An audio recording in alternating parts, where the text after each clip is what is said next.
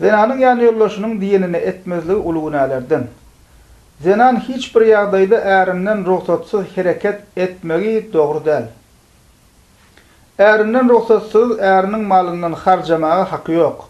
Ruhsatsız öýünden çykmagy haky ýok. Ay mena gidaýdym, joram geldi ýok. Näme? Hukman ärinden ruhsat almaly öýden çykmak üçin. Zenan hemişe yollaşynyň hyzmatynda bolmaly. Zenan hemme taraplaryň arasynda bolmaly, hemme taraplaryň. Ärinden näme diň gowy görnüşde görünmeli, gowy suratda görünmeli. Öýüň içinde yollaşy üçin näme? Gowy isler sepinmeli, bedenmeli.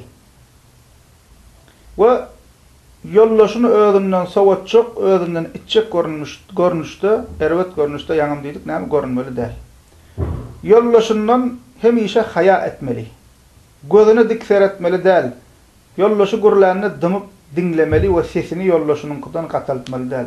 Öýde aýalyň sesi gatalmaly däl.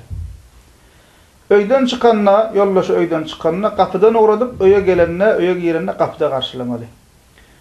Yollaşyny gaharlandyryp biljek ähli zatlardan kaça durmaly. Yollaşynyň garyndaşlaryna syla hormat etmeli, hödür körem etmeli. Yollaşyndan gelen azady hem köp hasaplamalylar. Kanahatly bolmaly, açgözlü bolmaly däl. Günlük etmeli işlerini elinden gelýän iň gowy suratda berja etmeli. Yani zenanyň aladasy yollaşyny razy etmek bolmalydyr.